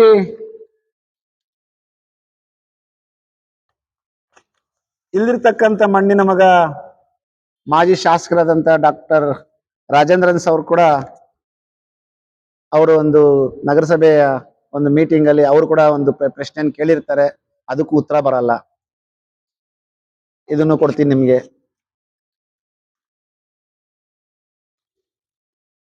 ಈ ರೀತಿ ಅನೇಕರು ಪ್ರಶ್ನೆ ಮಾಡಿದ್ರು ನೀವು ಸರಿ ಅಥವಾ ಅದಕ್ಕೆ ಏನಾದ್ರೂ ಉತ್ತರ ಕೊಡೋದು ಅದನ್ನ ಸರಿ ಮಾಡ್ತೀರಾ ಅನ್ನೋದು ಏನು ಇಲ್ದಿರ ನೀವು ಹಿಟ್ಲರ್ ಯುಗವನ್ನ ಎಷ್ಟು ದಿನ ನಡ್ಸ್ಕೊಂಡು ಹೋಗ್ತೀರಾ ಅಂತ ನಾನು ನಿಮ್ಮನ್ನ ಕೇಳ್ತಾ ಇದ್ದೀನಿ. ಇದು ಕೇವಲ ಒಂದೂವರೆ ತಿಂಗಳಿಂದ ನಡೆದಿರ್ತಕ್ಕಂಥದ್ದು. ಈ ತರ ಎತ್ಕೊಂಡ್ರೆ ತಿಂಗಳಾನ್ಗಟ್ಲೆನೂ ಬರ್ತಾನೆ ಇರ್ತದೆ. ಅದೇ ರೀತಿ ಇಲ್ಲಿ ಹುಟ್ಟಿ ಬೆಳೆದಿರ್ತಕ್ಕಂಥವ್ರಿಗೆ ಇಲ್ಲಿರ್ತಕ್ಕಂಥ ಕಾಂಟ್ರಾಕ್ಟರ್ಗೆ ಒಂದು ಕಾಂಟ್ರಾಕ್ಟ್ ಕೆಲಸ ಬರ್ತಾ ಇಲ್ಲ. ಅದೇ ರೀತಿ ನೀವು ಯಾವುದೇ ಒಂದು ಟಾಯ್ಲೆಟ್ಗಳಿಗೆ ಹೋದ್ರೆ, ಶೌಚಾಲಯಕ್ಕೆ ಹೋದ್ರೆ ಟಾಯ್ಲೆಟ್ ನೀಟ್ ಇಲ್ಲ ಅಂತ ಹೇಳ್ತಾ ಇದ್ದಾರೆ. ಪ್ರತಿಯೊಂದು ಪ್ರಶ್ನೆ ಮಾಡ್ತಾ ಇದ್ದಾರೆ, ಅದಕ್ಕೆ ಉತ್ತರ ಮಾತ್ರ ಬರ್ತಾ ಇಲ್ಲ. ಸೊ ಅದಕ್ಕೋಸ್ಕರ ನಾನು ಇದನ್ನ ಹಿಟ್ಲರ್ ಯುಗ ಅಂತ ನಾನು ಕರಿತಾ ಇದ್ದೀನಿ. ದಯಮಾಡಿ ರೂಪಕಲಾ ಶಶಿಧರ್ ಮೇಡಮ್ ಅವರೇ, ಬಹುಶಃ ನೀವು ಒಬ್ಬರು ಪ್ರಭಾವಿ ಸಚಿವರ ಪುತ್ರಿ ಆಗಿರ್ಬೋದು, ಅಥವಾ ನಿಮ್ಮ ಧರ್ಮ ಪತ್ನಿ ಆದಂತ ಶಶಿಧರ್ ಸರ್ ಅವರ ಒಂದು ಬೆಂಬಲ ನಿಮ್ಗಿರ್ಬೋದು, ಅಥವಾ ಇಲ್ಲಿ ಸೂಪರ್ MLA ಅಂತ ಕರ್ಸ್ಕೊಂಡಿರ್ತಕ್ಕಂಥ ಒಬ್ಬ ವ್ಯಕ್ತಿಯ ನಿಮಗೆ ಬೆನ್ನೆಲುಬಾಗಿ ನಿಂತ್ಕೊಂಡು ಇದೆಲ್ಲ ನೋಡ್ಕೋಬಹುದು. ಅವರೆಲ್ಲ ಸುಮ್ಮನೆ ಇದ್ದು ನೀವು ಅವರೆಲ್ಲರ ಒಂದು ಬಲದಿಂದ ಅಥವಾ ನಿಮ್ಮ ಪಕ್ಷದ ಬಲದಿಂದ ಇವತ್ತು KGF ತಾಲೂಕಿನಲ್ಲಿ ಏನ್ ಮಾಡುದು ನನ್ಗೆ ಕೇಳಂಗಿಲ್ಲ ಅನ್ನಂಗಿದ್ರೆ ಅದು ನಿಮ್ಮ ಭ್ರಮೆ ಅಷ್ಟೇ. ಇವತ್ತು ಇನ್ನ ಚುನಾವಣೆಗೆ 2 ವರ್ಷಗಳ ಕಾಲ ಐತೆ. ಇವತ್ತಾದ್ರೆ ಇದನ್ನ ಸರಿ ಮಾಡ್ಕೊಂಡು ನಿಮಗೆ ಒಂದೊಂದು ಮತವನ್ನು KGF ತಾಲೂಕಿನ ಜನತೆ ಆಗಿರೋರಿಗೆ ನ್ಯಾಯ ಕೊಡಬೇಕು ಅಂತೇಳಿ ನಾನು ನಿಮ್ಮನ್ನ ಕೇಳ್ಕೊಳ್ತಾ ಇದ್ದೀನಿ. ನೀವು ಎಷ್ಟೇ ಪ್ರಭಾವಿಗಳಾದ್ರು, ನಿಮ್ಗೆ ಎಷ್ಟೇ ಇನ್ಫ್ಲೂಯೆನ್ಸ್ ಆಗಿದ್ರು, ಈಗ ಮತ್ತೊಂದು ಹೊಸ ಒಂದು ಚರ್ಚೆ ತಾವು ಇಷ್ಟರಲ್ಲೇ ಸಚಿವರು ಕೂಡ ಆಗ್ತಾ ಇದೀರ ಅಂತೀರಾ. ನಾನು KGF ನ ಜನತೆ ಪರವಾಗಿ ನಾನು ನಿಮಗೆ ಅಭಿನಂದನೆಗಳು ಕೂಡ ಸಲ್ತೀನಿ. ನೀವು ಸಚಿವರಾದ್ರೆ ನಮ್ಮ KGF ತಾಲೂಕಿನ ಹೆಮ್ಮೆ ಬಹಳಷ್ಟು ಎತ್ತರಕ್ಕೆ ಬೆಳೆಯುತ್ತೆ ಅನ್ನೋದು ನಮ್ಮ ಆಸೆ. ಆದ್ರೆ ಇಷ್ಟೆಲ್ಲ ಆದ್ರೂ ಕಣ್ಣಿದ್ದು ಕುರುಡನಾಗಿ, ಬಾಯಿದ್ದು ಮೂಕನಾಗಿ, ಕಿವಿ ಇದ್ದು ಕಿವಡನಾಗಿ ಕೆಲಸ ಮಾಡಿದ್ರೆ ನಿಮ್ಮ ಆತ್ಮ ಸಾಕ್ಷಿ ಒಪ್ಪಲ್ಲ, ಭಗವಂತ ಒಪ್ಪಲ್ಲ. ನೀವು ಎಲ್ಲೋದ್ರು ಒಂದು ಹೇಳ್ತಾ ಇರ್ತೀರಾ, ಸತ್ಯದಲ್ಲೇ ನಡೀತಾ ಇರ್ತೀನಿ, ಧರ್ಮದಲ್ಲೇ ನಡೀತಾ ಇರ್ತೀನಿ, ನಾನು ಧರ್ಮವನ್ನೇ ಪಾಲಿಸ್ತೀನಿ ಅಂತ. ನಾನು ನಿಮ್ಗೆ ನೇರವಾಗಿ ಪ್ರಶ್ನೆ ಕೇಳ್ತೀನಿ. ಮಾನ್ಯ ಜೈಪಾಲ್ ಸರ್ ಅವ್ರು ಕೇಳಿರ್ತಕ್ಕಂಥ ಪ್ರಶ್ನೆ ನಿಮ್ಗೆ ಇನ್ನ ಕೇಳಲಿಲ್ವಾ? ಲೂಟಿ ಆಗ್ತಿರೋದು ನಿಮ್ಗೆ ಇನ್ನ ಕಾಣ್ಲಿಲ್ವಾ? 13,000 ಜನಕ್ಕೆ ಪಿಂಚಣಿಯಿಂದ ಡಿಲೀಟ್ ಮಾಡೋದು ನಿಮ್ಗೆ ಇನ್ನೂ ಕಾಣ್ಲಿಲ್ವಾ? ಶೌಚಾಲಯಗಳು ಇಲ್ದರೆ ನಿಮ್ಗೆ ಇಲ್ಲೂ ಕಾಣಿಲ್ವಾ? ನಮ್ಮ KGF ನಗರ ಭಾಗದ ಜನತೆಗೆ, ಯುವಕರಿಗೆ ನೀವು ಕೊಟ್ಟಿದ್ರು ಒಂದು ಮಾತನ್ನ, ಏನ್ ಇಂಡಸ್ಟ್ರಿಯಲ್ ಹಬ್ ತಂದ್ಬಿಟ್ಟು ಇಲ್ಲಿ ಯಾರುನು ಬೆಂಗಳೂರಿಗೆ ಹೋಗಲ್ಲ, ಇಲ್ಲೇ ನಾವ್ ಇಂಡಸ್ಟ್ರೀಸ್ ಕಟ್ಬಿಡ್ತೀರಿ ಅಂತ. ಏನಾಯ್ತು? ಏನಾದ್ರೂ ಒಂದು ವಿಷಯ ಬಂದಾಗ ಒಂದು ತುರ್ತು ಪೂಜೆ ಮಾಡೋದು, 3,500 ಕೋಟಿ ಬರ್ತೈತೆ, 5,000 ಕೋಟಿ ಬರ್ತೈತೆ, ಇಂಡಸ್ಟ್ರಿಗಳು ಸ್ಟಾರ್ಟ್ ಮಾಡ್ತೀರಂತ ಕಿವಿಯಲ್ಲಿ ಹೂವು ಹಾಕ್ಬಿಡೋದು. ಮೇಡಮ್ ಅವರೇ, ನಾನು ನಿಮ್ಮನ್ನೊಂದು ಪ್ರಶ್ನೆ ಕೇಳ್ತೀನಿ. ಇನ್ನು ಚುನಾವಣೆಗೆ 2 ತಿಂಗಳು ಸಮಯ ಉಂಟು, 2 ವರ್ಷ ಸಮಯ ಉಂಟು. ಮೊನ್ನೆನೋ ನೋಡಿದೆ ಒಂದು ಸಾಮಾಜಿಕ ಮಾಧ್ಯಮದಲ್ಲಿ 3,500 ಕೋಟಿ ಎಲ್ಲ ಅಪ್ಲಿಕೇಶನ್ ಹಾಕೊಂಡಿದ್ದಾರೆ, ಅವ್ರ ಡೆಪಾಸಿಟ್ಸ್ ಕಟ್ಬಿಟ್ಟವ್ರೆ, ಒಂದ್ ಕಡೆ 5,000 ಕೋಟಿ ಅಂತೀರಾ. ರೂಪಕ್ಕ, ಇಷ್ಟು ದಿವಸ ತಾವು ಕಿವಿಯಲ್ಲಿ ಹೂವ ಇಡ್ತಾ ಇದ್ರಿ ನಮ್ಮ KGF ಜನತೆಗೆ. ಒಂದು ಇಂಡಸ್ಟ್ರಿ ಎಸ್ಟಾಬ್ಲಿಷ್ಮೆಂಟ್ ಆಗ್ಲಿಕ್ಕೆ ಎಷ್ಟು ಸಮಯ ಬೇಕಂತ ನೀವು ಹೇಳ್ತೀರಾ? ಇವರೇ ಡಾಕ್ಟರೇಟ್ ಪಡ್ತಕ್ಕಂಥ MLA ಅವರು. ನಮ್ಮ ಸೌಭಾಗ್ಯ, ನೀವು ಡಾಕ್ಟರ್ ಆಗಿರ್ತಕ್ಕಂಥದ್ದು ನಮ್ಮ ಸೌಭಾಗ್ಯ. ಯಾಕೆ ಅಂತಂದ್ರೆ ಬಹಳಷ್ಟು ಓದಿದ್ದೀರಾ, ಬಹಳಷ್ಟು ಕಲ್ತಿದ್ದೀರಾ, ಬಹಳಷ್ಟು ತಿಳ್ಕೊಂಡಿದ್ದೀರಾ. ಇನ್ನೂ ಎಷ್ಟು ದಿನ ಈ KGF ಜನತೆಗೆ ನೀವು ಮೋಸ ಮಾಡ್ಲಿಕ್ಕೆ ಹೋಗ್ತೀರಾ? 2 ವರ್ಷದಲ್ಲಿ 3,500 ಕೋಟಿ ಹೂಡಿಕೆ ಮಾಡಿದ್ರೆ ನೀವು ಇಂಡಸ್ಟ್ರಿ ತರ್ತೀರಾ ಅಂತ ಭಗವಂತನ ಮುಂದೆ ಪ್ರಮಾಣ ಮಾಡಿ. 2 ವರ್ಷದಲ್ಲಿ 5,000 ಕೋಟಿ ಹೂಡಿಕೆ ಮಾಡ್ತಕ್ಕಂಥ ಎಲ್ಲಾ ಕಂಪನೀಸ್ ಸ್ಟಾರ್ಟ್ ಆಗ್ಬಿಡ್ತದೆ ಅಂತ ಭಗವಂತನಲ್ಲಿ ಸತ್ಯ ಮಾಡ್ಬಿಡಿ. ಇನ್ನೂ ಬೇಡ ರೂಪಕ್ ಅವರೇ. ಬಹುಶಃ ಪ್ರಾಮಾಣಿಕವಾಗಿ ಬದುಕಿದ್ರು, 10 ದಿನ ಬದುಕಿದ್ರು ಪ್ರಾಮಾಣಿಕವಾಗಿ ಬದುಕಬೇಕು. 10 ದಿನ ನಾವು ಅಧಿಕಾರ ಚಲಾಯಿಸಿದ್ರು ಆತ್ಮಸಾಕ್ಷಿ ಜನರ ಒಂದು ಒಳ್ಳೆತನಕ್ಕೆ ಪಾತ್ರರಾಗಿ ನಾವು ಅಧಿಕಾರ ನಡೆಸಬೇಕೇ ಹೊರತು ಈ ರೀತಿ ಸುಳ್ಳುಗಳನ್ನ ಹಬ್ಸ್ಕೊಂಡು ಬಹುಶಃ ನೀವು ಇದಕ್ಕೆ ಉತ್ತರ ಕೊಡ್ಲೇಬೇಕಾಗತ್ತೆ. ಯಾಕಂದ್ರೆ 3,500 ಕೋಟಿ ನಾವು ಬಂದ್ಬಿಟ್ಟಿದ್ದಾರೆ, ಇಂಡಸ್ಟ್ರಿ ಸ್ಟಾರ್ಟ್ ಆಗ್ಬಿಟ್ಟೈತೆ ಅಂತಿರಲ್ಲ, ಅದಕ್ಕೊಂದು ಡೆಡ್ ಲೈನ್ ಹೇಳಿ. ಇಂಥ ದಿವಸ ಇವಾಗ ಎಲ್ಲಾ ಕಡೆ ಹೋಗ್ತಿರಲ್ಲ, ಆ ಫಿಲ್ಟರ್ಗೆ ಟೇಪ್ ಕಟ್ ಮಾಡಕ್ ಹೋಗ್ತೀರಾ, ರೋಡ್ ಪೂಜೆಗೆ ಟೇಪ್ ಕಟ್ ಮಾಡಕ್ ಹೋಗ್ತೀರಾ, ಅದೆಲ್ಲಾ ಬಿಟ್ಟು ಇನ್ನೊಂದ್ ಎಲ್ಲೆಲ್ಲೋ ಕೆಲ್ಸಗಳು ಮಾಡಕ್ ಟೇಪ್ ಕಟ್ ಮಾಡಕ್ ಹೋಗ್ತೀರಾ, ಅಲ್ಲಿ ಕಮಿಷನ್ ಬರ್ತದೆ. ಆದ್ರೆ ಇವತ್ತು ಈ ಒಂದು ಕೈಗಾರಿಕೆ ಸ್ಥಾಪನೆ ಆಗುವಂತ ದಿನ ಧೈರ್ಯವಾಗಿ ಹೇಳಿ, ನಾವು ನಿಮ್ಮನ್ನ ಮೆಚ್ಕೊಳ್ತೀರಿ, ಇಂಥ ದಿನ ಇಂಥ ಕೈಗಾರಿಕೆ ಬಂದಾಯ್ತೆ, ಇಂಥ ಕಂಪ್ನಿ ಬಂದಾಯ್ತೆ, ಇಂಥ ದಿನ ನಾವು ಶಂಕುಸ್ಥಾಪನೆ ಮಾಡ್ತೀರಿ, ಇಂಥ ದಿನ ನಿಮ್ ಇಷ್ಟೇನೆ ಕೆಲಸ ಕೊಡ್ತೀರಿ. ನೀವು ಕೊಟ್ಟಿರ್ತಕ್ಕಂಥ ಮಾತೇನು? 5 ವರ್ಷದಲ್ಲಿ, ಅಂದ್ರೆ ನಿಮ್ಮ ಹಿಂದಿನ 5 ವರ್ಷದಲ್ಲ, ಈವಾಗಿರ್ತಕ್ಕಂಥ 5 ವರ್ಷದಲ್ಲಿ ನಾನು ಎಂಟೈರ್ ನಿರುದ್ಯೋಗ ಸಮಸ್ಯೆನ ನಿವಾರಿಸಿ ಇಂಡಸ್ಟ್ರಿಯಲ್ ಹಬ್ ಅನ್ನ ತಂದು ಯುವಕರಿಗೆ ನಾನು ಉದ್ಯೋಗವನ್ನ ಸೃಷ್ಟಿ ಮಾಡ್ತೀನಿ ಅಂತ ಹೇಳಿದ್ರಲ್ಲ, ಅದನ್ನ ಹೇಳಿ. 3,500 ಕೋಟಿ ಯಾವ ಕಂಪನಿ ಹೇಳಿ? 5,000 ಕೋಟಿ ಬರ್ತಾ ಇರೋದು ಬಂಡವಾಳ ಯಾವ ಕಂಪನಿ ಅಂತ ಹೇಳಿ? ಯಾವತ್ತು ನೀವು ಉದ್ಯೋಗ ನನ್ನ ಯುವಕರು ಕೊಡ್ತೀರಿ ಅಂತ ಹೇಳಿ, ಅವಾಗ ನಾನು ಒಪ್ಕೊಳ್ತೀನಿ. ದಯಮಾಡಿ ಕನಿಷ್ಠ ಪಕ್ಷ ನಮ್ಗೆ ಗ್ಯಾರಂಟಿಗಳ ಹೆಸರಲ್ಲಿ ಮೋಸ ಮಾಡಿದ್ರಿ. ಇವತ್ತು ಒಂದು ಲಿಕ್ಕರ್ ಬಾಟ್ಲು ಎಷ್ಟಿದ್ದು ನಿಮ್ಮ ಒಂದು 2ನೇ ಟರ್ಮ್ ಬಂದಾಗ ಇವಾಗ ಎಷ್ಟಾಯ್ತು ಅನ್ನೋದು ತಾವು ಯೋಚನೆ ಮಾಡ್ಕೊಳ್ಳಿ. ಎಲ್ಲಾದ್ರಲ್ಲೂ ನೋಡಿದ್ರೆ ಎಲ್ಲರಿಗೂ ಮೋಸ ಮಾಡಿ ಜನರ ಮೇಲೆ ಕಿವಿಯ ಹೂವ ಇಟ್ಟು ನೀವು ಅಧಿಕಾರಕ್ಕೆ ಬಂದ್ರಿ. ಕನಿಷ್ಠ ಪಕ್ಷ ಏನ್ ಮಾಡಿಲ್ಲ ಅಂದ್ರು ನಾನ್ ನಿಮ್ಗೆ ಪತ್ರ ಬರ್ದಿದ್ದೀನಲ್ಲ, ಇದನ್ನ ನೀವು ಓದ್ತಿರೋ ಡಸ್ಟ್ಬಿನ್ ಬಿಸಾಕ್ತಿರೋ ಗೊತ್ತಿಲ್ಲ. ಓದಿದ್ರೆ ಬಹಳ ಅನುಕೂಲ, ಡಸ್ಟ್ಬಿನ್ಗೆ ಹಾಕಿದ್ರೆ ಅದ್ ನಿಮ್ಗೆ ಅನಾನುಕೂಲ. ಯಾಕೆ ಅಂದ್ರೆ ಮುಂದಿನ ದಿನಗಳಲ್ಲಿ ನಾವು ಅದನ್ನ ಹೇಳ್ತೀರಿ. ದಯಮಾಡಿ ಉದ್ಯೋಗದ ಕಡೆ ಒಂದ್ ಕಡೆ ಗಮನ ಹರಿಸಿದ್ರೆ ಇದೇ ರೀತಿ ಪಿಂಚಣಿದಾರರಿಗೆ ನೀವು ಗಮನ ಹರಿಸ್ಬೇಕು ಅಂತೇಳಿ ನಾನು ನಿಮ್ಮನ್ನ ಕೈ ಎತ್ತಿ ಬೇಡ್ಕೊಳ್ತಾ ಇದ್ದೀನಿ.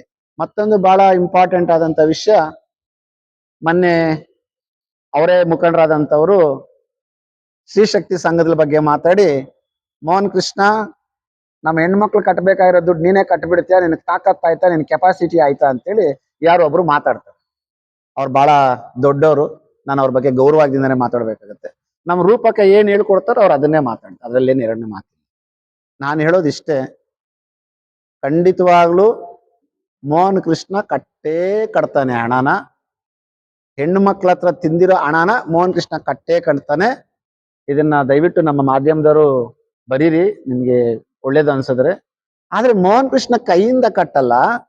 ಯಾರು ಏನ್ ಬೀಗ್ತಾ ಇದಾರೆ, ಏನು ಅಕ್ರಮಗಳೇ ನಡೆದಿಲ್ಲ ಅಂತ, ಖಂಡಿತವಾಗ್ಲೂ ಜನರ ಆಶೀರ್ವಾದದಿಂದ ಮುಂದಿನ ದಿನಗಳಲ್ಲಿ ಜನರ ಆಶೀರ್ವಾದ ಮಾಡಿದ್ರೆ ಯಾರು ತಿಂದವ್ರೆ ಅವ್ರ ಕಡೆಯಿಂದ ಕಟ್ಸ್ತೀನಿ ಅಂತ ಇವತ್ತು ನಾನು ಪ್ರಮಾಣವನ್ನ ಮಾಡ್ತಾ ಇದ್ದೀನಿ. ಇವತ್ತು ಹೆಣ್ಣು ಮಕ್ಕಳಿಗೆ ಎಷ್ಟು ದೊಡ್ಡ ಮೋಸ ಮಾಡಿದಿರ ರೂಪಕ. ನೀವು ಮೊದಲನೇ ಟರ್ಮ್ ಗೆದ್ದಿದ್ದು DCC ಬ್ಯಾಂಕ್ ಇಂದ, 2ನೇ ಟರ್ಮ್ ಗೆದ್ದಿದ್ದು DCC ಬ್ಯಾಂಕ್ ಇಂದ. 2ನೇ ಟರ್ಮ್ ಅಲ್ಲಿ ತಮ್ಮ ಮಾತು ಏನಿತ್ತು? ಪ್ರತಿ ಹೆಣ್ಣು ಮಗಳು 1 ಲಕ್ಷವನ್ನ ಲೋನ್ ಅನ್ನ ಕೊಡ್ತೀನಿ. 1 ಲಕ್ಷ ಅಂದ್ರು, 50,000 ಅಂತಂದ್ರು. ಎಲ್ಲಾ ಮಕ್ಕಳು ಹಣವನ್ನ ತುಂಬಿದ್ರು. ಇವತ್ತು ಬರುತ್ತೆ ನಾಳೆ ಬರುತ್ತೆ ಅಂತ ಹೇಳಿದ್ರು. ಗ್ರಾಮೀಣ ಭಾಗದಲ್ಲಿ ಒಂದು ಪರಿಸ್ಥಿತಿ ನೋಡಿದ್ರೆ ಅಲ್ಲೇ ವಿಭಿನ್ನವಾಗೈತೆ. ಎಲ್ಲಾ ಕಡೆ ಬರುತ್ತೆ ಲೋನ್ ಅಂತೇಳಿ ಏನೇನೋ ಮಾಡ್ಕೊಂಡು, ಯಾರೋ ಪಾಪ ನಮ್ಮ ಹಿರಿಯರು ಹೇಳ್ತೇನೆ, ಮೋಹನ್ ಕೃಷ್ಣ ಮಾಡ್ದಂಗೆ ಮೀಟರ್ ಬಡ್ಡಿ ಮಾಡಿಲ್ಲ ಅಂತ. ನಾನು ಇವತ್ತು ರೂಪಕ್ಕ ಅವ್ರಿಗೆ ಒಂದು ಸವಾಲ್ ಹಾಕ್ತೀನಿ, ಅಥವಾ ನನಗೆ ತುಂಬಾ ಆತ್ಮೀಯರವ್ರ ಹೇಳಿರ್ತಕ್ಕಂಥವ್ರಿಗೆ, ಮೋಹನ್ ಕೃಷ್ಣ ಎಲ್ಲಾದ್ರೂ ₹1 ಬಡ್ಡಿ ವ್ಯವಹಾರ ಮಾಡಿದೀನಿ ಅಂತಂದ್ರೆ ನಾನು KGF ಒಳಗಡೆನೆ ಕಾಲಿಕ್ಕಲ್ಲ. ಅದೇ ನಾನ್ ಪ್ರೂವ್ ಮಾಡ್ತೀನಿ.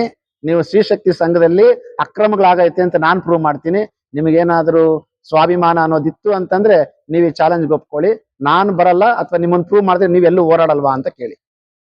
ಮತ್ತೆ ಇವತ್ತಿನ ಪರಿಸ್ಥಿತಿಯನ್ನು ನೋಡ್ತಾ ಇದ್ರೆ ಹೆಣ್ಣು ಮಕ್ಕಳು DCC ಬ್ಯಾಂಕ್ ನಂಬ್ಕೊಂಡು ಹಲವಾರು ಜನ ಇವತ್ತು ಮೋಸ ಹೋಗಿದ್ದಾರೆ. ದಯಮಾಡಿ ಹೆಣ್ಣು ಮಕ್ಕಳಿಗೆ ನೀವೇನು ಮಾತನ್ನು ಕೊಟ್ಟಿದ್ದೀರಿ, ಆತ ಹೇಳೋದಂದ್ರೆ ನಮ್ಮ ಡಾಕ್ಟರ್ ಅವ್ರು ಹೇಳಿಸ್ತಾ ಇರೋದೇ ಅದನ್ನ. ಸರ್ಕಾರ ಕೊಡ್ತಾ ಇಲ್ಲ, ಸರ್ಕಾರ ನಿಲ್ಸ್ಬಿಟ್ಟೆ. ಆದ್ರೆ ಸರ್ಕಾರ ಹೇಳಿತ್ತ ನಿಮ್ಗೆ? ಸರ್ಕಾರ ನಿಮ್ಗೆ ಆದೇಶ ಹೊರಡಿಸಿತ್ತ? ಸರ್ಕಾರ ನಿಮ್ಮ ಮ್ಯಾನಿಫೆಸ್ಟೋ ಅಲ್ಲಿ ಹೇಳಿತ್ತ? KGF ತಲೆಗಿರ್ತಕ್ಕಂಥ ಎಲ್ಲಾ ಹೆಣ್ಮಕ್ಳಿಗೆ 1 ಲಕ್ಷ ಕೊಡ್ತೀರಿ ಅಂತ ಸರ್ಕಾರ ಮ್ಯಾನಿಫೆಸ್ಟೋ ಮಾಡಿತ್ತ? ನೀವೇ ತಾನೇ ಹೇಳಿದ್ದು. ಸೊ ನಿಮ್ಮ ಮಾತು ಮೇಲೆ ಉಳಿಸ್ಕೋಬೇಕಂತೇಳಿ ನಾನು ನಿಮ್ಮನ್ನ ರಿಕ್ವೆಸ್ಟ್ ಮಾಡ್ತಾ ಇದ್ದೀನಿ. ಅದೇ ರೀತಿ ಇವತ್ತು ನಮ್ಮ ರೈತರು ಬಹಳಷ್ಟು ನೊಂದ್ಕೊಂಡಿದ್ದಾರೆ. ಎಷ್ಟು ಸರ್, 2 ತಿಂಗಳಾಯ್ತಾ ಅಲ್ಲಿ ತಹಸೀಲ್ದಾರ್ ಅವರೆಲ್ಲ ಬಂದು?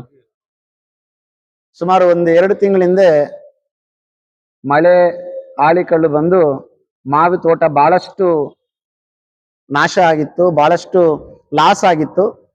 ನಮ್ಮ ಮಾವು ಮಂಡಲದ ಪ್ರೆಸಿಡೆಂಟ್ ಆದಂತ KGF ಪ್ರೆಸಿಡೆಂಟ್ ಆದಂತವ್ರು ನನ್ನೂ ಕರೆದಿದ್ದು, ಶಾಸಕರಿಗೂ ಮನವಿ ಪತ್ರನ ಕೊಟ್ಟಿದ್ರು, DC ಅವ್ರಿಗೂ ಮನವಿ ಪತ್ರನ ಕೊಟ್ಟಿದ್ರು, ತಹಶೀಲ್ದಾರ್ ಅವ್ರಿಗೂ ಮನವಿ ಪತ್ರನ ಕೊಟ್ಟಿದ್ರು, ಅಧಿಕಾರಿಗಳಿಗೂ ಕೊಟ್ಟಿದ್ರು. ಬಂದ್ರು, ಫೋಟೋಶೂಟ್ ಮಾಡಿದ್ರು, ಹೋದ್ರು. ಇವತ್ತು ನಮ್ಮ ರೂಪಕ್ಕ ಅವ್ರು ಹೇಳ್ತಾರೆ, ರೈತರಿಗೆ ನಾನು ಬೆನ್ನೆಲುಬಾಗಿ ನಿಲ್ತೀನಿ ಅಂತ. ರೂಪಕ್ಕ ಸ್ವಲ್ಪ ಆದ್ರೂ ಬೆನ್ನೆಲುಬೆಲ್ಲ ಅವ್ರಿಗೆ, ಅವ್ರ ಬೆನ್ನನ್ನ ತಟ್ಟುವಂತ ಕೆಲಸ ಮಾಡಿ ಅಂತ ನಿಮ್ಮನ್ನ ಕೇಳ್ಕೊಳ್ತಾ ಇದ್ದೀನಿ. ಇವತ್ತಿಗೆ 2 ತಿಂಗಳಾಯ್ತು. ಮಾಧ್ಯಮದ ಮಿತ್ರರೇ, ಯಾರೇ ಆಗ್ಲಿ ಆ ರೈತರ ಕಷ್ಟ ಏನು, ಆ ರೈತರ ಒಂದು ನಷ್ಟ ಎಷ್ಟಾಗೈತೆ ಅಂತ ತುಂಬಾ ಅಂತ ಕೆಲಸ ಇವತ್ತಿಗೂ ಮಾಡಿಲ್ಲ. ಅದೇ ರೀತಿ ಬಾಳೆ ಬೆಳೆನೂ ಬಹಳಷ್ಟು ನಷ್ಟವಾಗಿತ್ತು. ಅಲ್ಲಿ ಬಂದು ಫೋಟೋ ಹಿಡ್ಕೊಂಡು ಹೋದ್ರು. ಮೊನ್ನೆ ಶಾಸಕರು ಬಂದ್ರು, ಫೋಟೋ ಶೂಟ್ ಮಾಡಿದ್ರು, ವಿಡಿಯೋ ಶೂಟ್ ಮಾಡಿದ್ರು. ಇವತ್ತು ಅದ್ರ ಬಗ್ಗೆ ಸ್ಪಂದನೆ ಇಲ್ಲ, ಅದ್ರ ಬಗ್ಗೆ ಚಮತ್ಕಾರ ಇಲ್ಲ. ಸೊ ಆದ್ರಿಂದ ನಾನು ನಿಮ್ಮಲ್ಲಿ ಕೇಳ್ಕೊಳ್ತಾ ಇದ್ದೀನಿ, ಕೂಡಲೇ ನಮ್ಮ ರೈತರಿಗೆ ನಿಜವಾಗ್ಲೂ ನೀವು ರೈತರ ಬೆನ್ನೆಲುಬಾಗಿ ನಿಲ್ತೀನಿ ಅಂತಂದ್ರೆ ಈ ವಾರ 15 ದಿವಸಗಳಲ್ಲಿ ನೀವು ಆ ರೈತರಿಗೆ ನಷ್ಟ ಆಗಿರ್ತಕ್ಕಂಥ ಹಣವನ್ನ ತುಂಬಬೇಕು ಅಂತೇಳಿ ನಾನು ನಿಮ್ಮನ್ನ ಕೇಳ್ಕೊಳ್ತಾ ಇದ್ದೀನಿ. ಇನ್ನೊಂದು ಬಹಳ ಗಂಭೀರವಾಗಿರ್ತಿರ್ತಕ್ಕಂಥದ್ದು, ನೀವು ನಿಮ್ಮ ಕಾರೆಲ್ಲ ಹತ್ತಿ ಹೋದಾಗ ಅಲ್ಲಿ ಇಳಿದು ನೋಡಿದಾಗ ನಿಮ್ಗೆ ಮನ್ಸು ಏನ್ ಅನ್ಸತ್ತೋ ಗೊತ್ತಿಲ್ಲ. ಇವತ್ತು ನಮ್ಮ KGF ನಾಡಿನ ರೈತರು ಬಹಳಷ್ಟು ಸಂಕಷ್ಟದಲ್ಲಿ ಸಿಗಾಕೊಂಡಿದ್ದಾರೆ. ಅವರಿಗೆ ಒಂದ್ ಕಡೆ ಸರಿಯಾದ ಮಳೆ ಇಲ್ಲ, ಮಳೆ ಬಂತು ಅಂತಂದ್ರೆ ವಿಪರೀತವಾದ ಮಳೆ ಇರ್ತದೆ, ಇಲ್ಲ ಮಳೆ ಅಭಾವ ಇರ್ತದೆ. ಗಾಳಿಯಿಂದ ಬಹಳಷ್ಟು ಜನ ಇವತ್ತು NG ಪಂಚಾಯತ್ ಇರ್ಬೋದು, ಕರಡೂರು ಪಂಚಾಯತ್ ಇರ್ಬೋದು, ರಾಮಸಾಗರ ಪಂಚಾಯತ್ ಇರ್ಬೋದು, ಈ ತರ ಸುಮಾರು ಒಂದು 5-6 ಪಂಚಾಯತಿಗಳ ಕಡೆ ರೈತರು ನಷ್ಟ ಹೋಗಿದ್ದಾರೆ. ಅವ್ರಿಗೆಲ್ಲ ನೀವು ನಷ್ಟ ಪರಿಹಾರನ ಕೊಡಬೇಕು ಅಂತ ಹೇಳ್ತಾ ಇದೀರಿ. ನಾನು ಮತ್ತೊಂದೇ ಸಲ ಅವ್ರಿಗೆ ನಮ್ಮ ರೂಪಕಲಾ ಮೇಡಮ್ ಅವ್ರಿಗೆ ರಿಕ್ವೆಸ್ಟ್ ಮಾಡ್ತಾ ಇದ್ದೀನಿ, ಮೇಡಮ್ ನಾನು ಗ್ರಾಮ ಪಂಚಾಯತಿ ಸದಸ್ಯನಲ್ಲ, ZP ಅಲ್ಲ, TP ಅಲ್ಲ, ಹಾಗಂತೇಳಿ ನನ್ನ ಪತ್ರಕ್ಕೆ ನೀವು ರಿಪ್ಲೈ ಮಾಡ್ತಿರಲ್ವೋ ಗೊತ್ತಿಲ್ಲ, ಆದ್ರೆ ಜನರಿಗೆ ನೀವು ಉತ್ತರ ಕೊಡೋಂತ ಜವಾಬ್ದಾರಿ ಪ್ರತಿಯೊಬ್ಬ ಮತದಾರರು ನಿಮ್ಗೆ ಜವಾಬ್ದಾರಿಯನ್ನು ಕೊಟ್ಟಿದ್ದಾನೆ. ನಾನು ಎಲ್ಲರ ಜನತೆಯ ಪರವಾಗಿ ನಾನು ನಿಮ್ಮನ್ನ ಈ ಪ್ರಶ್ನೆಗಳನ್ನ ಕೇಳ್ತಾ ಇದ್ದೀನಿ, ಈ ಒಂದು ಮನವಿಯನ್ನ ಮಾಡ್ತಾ ಇದ್ದೀನಿ. ದಯವಿಟ್ಟು ನೀವು ಈ ಮನವಿಗೆ ಸ್ಪಂದನೆ ಮಾಡಬೇಕು ಅಂತೇಳಿ ನಾನು ನಿಮ್ಮನ್ನ ಕೇಳ್ಕೊಳ್ತಾ ಇದ್ದೀನಿ. ಒಂದು ಅಧ್ಯಾಯ ಅಂತ ಹೇಳ್ಬೋದು. ತಾವು ನೋಡಿರ್ಬೋದು, ಈ ಮಣ್ಣಿನ ಮಗ ಮೋಹನ್ ಕೃಷ್ಣ ಅಥವಾ ಅವ್ರ ಸಂಘಟನೆ ಯಾವ್ದಾದ್ರು ಕೈಗೆ ಎತ್ಕೊಂಡ್ರೆ ಎಂತ ಬೆದರಿಕೆಗಳು ಬಂದ್ರು, ಯಾವುದೇ ರೀತಿ ಪರಿಸ್ಥಿತಿ ಬಂದು ಎದುರಿಸ್ಕೊಂಡು ಮುಂದೋಗಿದ್ದೀರಿ. ಈಗ ನೀವು ಕೇಳಿದಂತ ಪ್ರಶ್ನೆಗೆ ನಾನು ಸಿವಿಲ್ ಹಾಸ್ಪಿಟ್ಲ್ ಹೋರಾಟ ಮಾಡಿ ಸರಿಸುಮಾರು 6-7 ತಿಂಗಳಾಯ್ತು. ನನ್ನ ಮೇಲೆ ಪಿಟಿಷನ್ಗಳು ಬಂತು, ಕಂಪ್ಲೇಂಟ್ಗಳಾಯ್ತು, ಏನೇನೋ ಆಯ್ತು. ನಾನು ಅದ್ರ ಬಗ್ಗೆ ಎಲ್ಲ ಮಾತಾಡಕ್ ಹೋಗಲ್ಲ. ಆದ್ರೆ ಅವತ್ತು ನಮ್ಮ ಶಾಸಕರಾದಂಥವ್ರು ಒಂದು ಮಾತನ್ನು ಕೊಟ್ಟಿದ್ರು, ದಯಮಾಡಿ ಸರ್ ICUನ 6 ತಿಂಗಳಲ್ಲಿ ತಗೊಂಡ್ಬರ್ತೀನಿ ಅಂತ. ಮೇಡಮ್, ನೀವು ಮಣಿಪಾಲ್ಗೆ ಹೋಗ್ಬೋದು, ಫೋರ್ಟಿಸ್ಗೆ ಹೋಗ್ಬೋದು, ಅಪೋಲೋಗೆ ಹೋಗ್ಬೋದು, ಯಾಕಂದ್ರೆ ನೀವು ಭಾರಿ ಪ್ರಭಾವಿ ಸಚಿವರ ಮಗಳು, ಅಥವಾ ನೀವು ಶಾಸಕರಾಗಿದ್ದೀರಾ, ಅಥವಾ ನಿಮ್ಮ ಹತ್ರ ಭಗವಂತ ಒಳ್ಳೆ ಸ್ಥಿತಿಗತಿಯಲ್ಲಿ ಇಟ್ಟಿದ್ದಾನೆ. ನಾನು KGF ಜನತೆ ಎಲ್ಲಿ ಹೋಗ್ಬೇಕು? ನೀವು ಮಾತು ಮೇಲೆ ನಿಲ್ತೀನಿ ಅಂತೀರಲ್ಲ, ಮಾತಿಗೆ ಮುಂಚೆ ನಾನು ಅಭಿವೃದ್ಧಿ ಮಾಡ್ದಂಗೆ ಯಾರು ನನಗೆ ತಾರ್ ರೋಡ್ ಕಮಿಷನ್ ರೋಡ್ ಬೇಕಾಗಿಲ್ಲ ಮೇಡಮ್. ನನಗೆ ಬೇಕಾಗಿರೋದು ಪ್ರಾಣ ಉಳಿಸೋಂತ ಕೆಲಸ ಮಾಡಿ. ನಾವೇನಾದ್ರು ಅದ್ರ ಬಗ್ಗೆ ಧ್ವನಿ ಎತ್ತಿದ್ರೆ ಹೊಡಿಯೋ ಅಂತದ್ದು, FIR ಹಾಕ್ಸೋಂಥದ್ದು, ಪಿಟಿಷನ್ ಹಾಕ್ಸೋದು ಅಂತ ಮಾಡ್ತೀರಾ? ತಮ್ಮ ಪ್ರಶ್ನೆಗೆ ಸರ್, ವೃದ್ಧರ ಪರವಾಗಲ್ಲ, ಅನ್ಯಾಯವಾಗವರ ಪರವಾಗಿ ಮೋಹನ್ ಕೃಷ್ಣ ಒಬ್ಬ ಸಾಮಾನ್ಯ ಪ್ರಜೆವಾಗಿ ನಿಲ್ತಾನೆ ಸರ್. ಇದೇನು ಸ್ಟಾರ್ಟ್ ಮಾಡಿ ಕೇಳಿದೀರಾ? ನನಗೆ ದಾಖಲೆ ಒದಗಿಸ್ಬೇಕಂದ್ರೆ ಪ್ರೊಟೆಕ್ಷನ್ ಬೇಕು. ಯಾಕಂದ್ರೆ ಈಗಲೇ ಚುಚ್ತೀನಿ, ಹೊಡಿತೀನಿ, ಮರ್ಡರ್ ಮಾಡ್ತೀನಿವೆ. ಸೊ ನಾನು ಅದಕ್ಕೆ ಕಾಲಾವಕಾಶ ತಗೊಂಡು ನನ್ನ ವಕೀಲರ ಹತ್ರ ಯಾಕಂದ್ರೆ ಕೋರ್ಟ್ ಪರ್ಮಿಷನ್ ತಗೋಬೇಕಂದ್ರೆ ಇಲ್ಲಿರೋದು ಒಬ್ಬನಿಗೆ ಅವರೇ ಹೇಳ್ತಾರೆ, ಊರ್ಲೆಲ್ಲ ಕೊಟ್ಟ ಸಂಪೇಸ ಮೀಡಿಯಾಗಳಲ್ಲಿ ನೋಡಿದಿರಿ, ಹೊಡಿದ್ ಬಿಡ್ತಾರೆ ಅಂತ ಹೇಳ್ತಿದ್ದಾರೆ. ಸೊ ನಾನ್ ಸತ್ರು ಪರವಾಗಿಲ್ಲ, ನನ್ ಜೊತೆ ಇರೋಂಥವ್ರು ನನ್ನ ಒಂದು ಉದ್ದೇಶ ಗೆಲ್ಲಬೇಕು ಅಂತಂದ್ರೆ ಒಂದು ಪ್ರೊಟೆಕ್ಷನ್ ತಗೊಂಡು ಡಾಕ್ಯುಮೆಂಟ್ ಸಮೇತ ಬರ್ತದೆ. ಬಾಬಾ ಸಾಹೇಬ್ ಅಂಬೇಡ್ಕರ್ ಎಲ್ಲಿಯೂ ಬರೆದಿಲ್ಲ ಒಬ್ಬರು ಶಾಸಕರಾಗಬೇಕು ಅಂತಂದ್ರೆ, ಒಬ್ಬ ನಗರಸಭೆ ಸದಸ್ಯನಾಗಬೇಕು ಅಂತಂದ್ರೆ ಅಧ್ಯಕ್ಷನೇ ಆಗ್ಬೇಕು ಅಥವಾ ಗ್ರಾಮ ಪಂಚಾಯತ್ ಸದಸ್ಯನೇ ಆಗ್ಬೇಕು ಅಂತ ಎಲ್ಲೂ ಬರ್ದಿಲ್ಲ. ಇವತ್ತು ನನ್ನ ತುಂಬಾ ಹಿರಿಯರವರು ನನ್ಗೊಂದು ಪ್ರಶ್ನೆ ಕೇಳಿದ್ದಾರೆ, ನೀನ್ ಏನಾಗಿದ್ಯಾ, ನೀನ್ ಯಾಕೆ ಮಾತಾಡ್ತೀಯ ಅಂತ. ಮಾನ್ಯ ಡಾಕ್ಟರ್ ರೂಪಕಲಾ ಶಶಿಧರ್ ಅವ್ರು ಏನಾಗಿದ್ರು? ಅವ್ರು ಹೆಂಗೆ MLA ಆಗ್ಬಿಟ್ರು ಅಲ್ವಾ ಸರ್? ಸೊ ಒಂದು ಬೆರಳು ನಮ್ ತೋರ್ಸಿದ್ರೆ 3 ಬೆರಳು ನಮಗ್ ತೋರ್ಸುತ್ತೆ. ಸೊ ನಾನು ಅದ್ರ ಬಗ್ಗೆ ಪ್ರತಿಕ್ರಿಯೆ ಮಾಡೋದಿಷ್ಟೇ. ನಾನೊಬ್ಬ ಸಾಮಾನ್ಯ ಪ್ರಜೆಯಾಗಿ ಇಲ್ಲಿ ಹುಟ್ಟಿರ್ತಕ್ಕಂಥ ಒಬ್ಬ ಮಣ್ಣಿನ ಮಗನಾಗಿ ನನಗೆ ಡಾಕ್ಟರ್ ಬಾಬಾ ಸಾಹೇಬ್ ಅಂಬೇಡ್ಕರ್ ಕೊಟ್ಟಿರ್ತಕ್ಕಂಥ ಒಂದು ಸಂವಿಧಾನದ ಅಡಿಯಲ್ಲಿ ನಾನು ನನ್ನ ಪ್ರಶ್ನೆಗಳನ್ನ, ಜನರಿಗೆ ಆಗುವಂತ ಅನ್ಯಾಯನ ನಾನು ಧ್ವನಿ ಎತ್ತೀನಿ. ಜನತೆಗೆ ನಾನು ಹೇಳೋದಿಷ್ಟೇ, ನಮಗೆ ಗ್ಯಾರಂಟಿಗಳು ಅಂತ ಏನು ಹೇಳಿ ನಮ್ಮ ಅಮೂಲ್ಯವಾದ ಮತವನ್ನ ಹಾಕ್ಸ್ಕೊಂಡ್ರು. ನಮ್ಮ ಮಾಧ್ಯಮದವ್ರು ಕೇಳ್ದಂಗೆ 5 ವರ್ಷಗಳ ಕಾಲ ರಾಜಕಾರಣಿಗಳು ಆ ಒಂದೇ ಓಟ್ ಇರೋದು, ಆ ಒಂದೇ ಓಟ್ಗೋಸ್ಕರ ಗುಡಿಗೆ ಕರೆದ್ರೆ ಗುಡಿಗೆ ಓಡೋಗ್ತಾರೆ, ಒಂದ್ ಸಾವು ಆದ್ರೆ ಸಾವು ಓಡೋಗ್ತಾರೆ, ಅವ್ರ ಮನೆಯಲ್ಲಿ ಒಂದು ಫಂಕ್ಷನ್ ಅದ ಅಲ್ಗೋಗಿ ಹೋಗ್ತಾರೆ, ಮದ್ವೆಗೆ ಹೋಗ್ತಾರೆ, ಏನು ಬೇಕೋ ಎಲ್ಲಾ ಮಾಡ್ತಾರೆ, ಇಷ್ಟಿಗೆ ಒಂದೇ ಒಂದು ಓಟಿಗೆ. ಆದ್ರೆ ನಮ್ಮ ಜನ 5 ವರ್ಷ ಕಾಪಾಡ್ಕೊಳ್ತಾರ ಒಂದು ಗಟ್ಟಿತನವನ್ನ, ಆ ಓಟಿನ ಬೆಲೆಯನ್ನು 5 ವರ್ಷ ಕಾಯ್ಕೊಳ್ತಾರೆ. ನನ್ನ ಓಟ್ ಐತೆ, ನಾನು ಒಳ್ಳೆಯವ್ರಿಗೆ ಹಾಕ್ತೀನಿ ಅಂತ. ಆದ್ರೆ ಇಲ್ಲಿ ಇಬ್ಬರಿರ್ತಕ್ಕಂಥ MLAಗಳು ನಿನ್ನ ಒಂದು 5 ವರ್ಷ ಕಾಲ ಕಾಪಾಡಿರ್ತಕ್ಕಂಥ ಓಟ್ ಪವರ್, ಆ ಓಟಿನ ಬೆಲೆ, ನಿನ್ನ ಬೆಲೆನ ಆ ಒಂದು ರಾತ್ರಿಯಲ್ಲಿ ಕಳ್ಕೊಳ್ತಾ ಇದ್ದೀರಾ. ದಯಮಾಡಿ ಈ ಸಲ ನಿಮ್ಮ ಓಟ್ ಹಕ್ಕು ಏನ್ ಚಲಾಯಿಸ್ತೀರಾ, 5 ವರ್ಷಗಳ ಕಾಲ ಬೊಂಬೆ ಸುತ್ತಾಡಿಸ್ದಂಗೆ ಸುತ್ತಾಡಿಸ್ತೀರಾ ಯುವಕರೇ. ನನ್ನ KGF ನ ಮತ ಬಾಂಧವರು ಸಲ ಕೇಳಿಸ್ಕೋಬೇಕು. 5 ವರ್ಷಗಳ ಕಾಲ ಬೊಂಬೆ ಆಡಿಸ್ದಂಗ ಆಡಿಸ್ತೀರಾ. ನಿಮಗೆ ಈ ತಾಲೂಕ್ ಆಫೀಸಲ್ಲಿ ಪ್ರಾಬ್ಲಮ್ ಆದ್ರೆ MLA ಫೋನ್ ಮಾಡ್ತೀರಾ, ಗ್ರಾಮ ಪಂಚಾಯತ್ ಸದಸ್ಯರಿಗೆ ಫೋನ್ ಮಾಡ್ತೀರಾ, ಎಲ್ಲಾರ್ಗೂ ಫೋನ್ ಮಾಡ್ತೀರಾ. ಯಾಕೆ? ಆ ವೋಟ್ ಇರೋದ್ರಿಂದ. ಅದೇ ನೀವು ಆ ವೋಟ್ನ ಏನೋ ಒಂದು ಆಸೆಗೆ ಪಟ್ಟು ಅವತ್ತು ರಾತ್ರಿ ಒಳ್ಳೆಯವನ್ಗೆ ಹಾಕಿದ್ರೆ ಆಸೆಗೆ ಹೋಗಿ ಒಳಗೆ ಹಾಕ್ಬಿಟ್ರೆ ಆ ಒಂದೇ ಒಂದು ವೋಟು ಇಡೀ ನಮ್ಮ KGF ಕಾನ್ಸ್ಟಿಟ್ಯೂನ್ಸಿ ಇಡೀ ವಿಧಾನಸಭೆ ಕ್ಷೇತ್ರವನ್ನ ಹಾಳು ಮಾಡುತ್ತೆ. ದಯವಿಟ್ಟು ನಾನು ನಮ್ಮ KGF ನ ಮತದಾರರಿಗೆ ಹೇಳೋದು, ನಿಮ್ಮ ವೋಟ್ ಶಕ್ತಿ ಬಹಳ ಪ್ರಾಮುಖ್ಯವಾದ್ದು. ಎಷ್ಟು ಪ್ರಾಮುಖ್ಯವಾದದ್ದು ಅಂದ್ರೆ ಮಾನ್ಯ ಪ್ರಧಾನ ಮಂತ್ರಿಗಳಿಂದ ಹಿಡಿದು ಚೀಫ್ ಮಿನಿಸ್ಟರ್ ವರೆಗೂ, MLA ಅವರೆಗೂ, ಗ್ರಾಮ ಪಂಚಾಯತ್ ಸದಸ್ಯವರೆಗೂ ಆ ವೋಟ್ಗೋಸ್ಕರನೇ ನಿಮ್ ಜೊತೆ ಇರೋದು. ಇದು ನನ್ನ ಮಾತು. ಆ ವೋಟ್ ಹಾಕಿದ ತಕ್ಷಣ ನಿಮ್ಮನ್ನ ಮರಿತಾ ಇದ್ದಾರೆ. ಒಳ್ಳೆಯವ್ರನ್ನ ಆರಿಸ್ಕೊಳ್ಳಿ, ಆಸೆ ಆಮಿಷಗಳಿಗೆ ಒಳಗಾಗಬಾರ್ದು. ಈ 5 ವರ್ಷಗಳ ಕಾಲ ನಿಮಗೆ ಏನು ಒಂದು ಡಿಮ್ಯಾಂಡ್ ಇರ್ತದೆ, ನಿಮ್ಗೆ ಏನೊಂದು ಶಕ್ತಿ ಇರ್ತದೆ, ನಿಮ್ಗೆ ಎಲೆಕ್ಷನ್ ಅಲ್ಲಿ ವೋಟ್ ಆದ ನಂತರ ಕೂಡ ಆ ಡಿಮ್ಯಾಂಡ್ ಶಕ್ತಿ ಇರ್ಬೇಕಂದ್ರೆ ಒಳ್ಳೆಯವ್ರನ್ನ ಆರಿಸ್ಕೊಳ್ಳಿ ಅಂತ ಹೇಳ್ತೀನಿ. ನಮ್ಮ ಮಾಧ್ಯಮದವರು ಈಗ ನನ್ನ ಕೇಳಿದಂಗೆ ನಿಮ್ಗೆ ಡೌಟ್ ಆಯ್ತಾ ಅಂದಾಗ ಅವ್ರನ್ನ ಮೇಡಮ್ ನಿಮ್ಗೆ ಕಾನ್ಫಿಡೆಂಟ್ ಆಯ್ತಾ ಅಂತ ಇಷ್ಟು ದಿವಸ ಯಾರು ಕೇಳಿಲ್ಲ. ಯಾಕೆ ಕೇಳಲ್ಲ ಅಂದ್ರೆ ಅವ್ರ ಅಧಿಕಾರಿ, ನಾನು ಯಾಕಂದ್ರೆ ನಾನು ಜನಸಾಮಾನ್ಯ. ನಾನು ಇವತ್ತು ಡೌಟ್ ಅಲ್ಲ, 100% ಮಾಡ್ತೀನಿ. ಅವ್ರೇನಾದ್ರು ಈ 2 ವರ್ಷದಲ್ಲಿ ನೆನ್ನೆನೋ ಮೊನ್ನೆನೋ ನೋಡಿದೆ, ಬಹುಶಃ ಎಲ್ಲಾ ಮಾಧ್ಯಮದವ್ರು 3,500 ಕೋಟಿ ಬಂದೈತೆ, 5,000 ಕೋಟಿ ಬಂದೈತೆ ಅಂತ. ನಾನು ನಮ್ಮ ಮಾಧ್ಯಮದವರ ಒಂದು ವಿವೇಚನೆಗೆ ಬಿಟ್ಟಿರ್ತಕ್ಕಂಥದ್ದು, 5,000 ಕೋಟಿ ಇನ್ವೆಸ್ಟ್ಮೆಂಟ್ ನ ಒಂದು ಇಂಡಸ್ಟ್ರಿಯಲ್ ಹಬ್ ಆಗಿ ತಯಾರು ಮಾಡ್ಬೇಕಂದ್ರೆ ಎಷ್ಟು ದಿನ ಆಗ್ಬೇಕಂತ ತಾವೇ ಯೋಚನೆ ಮಾಡಿ.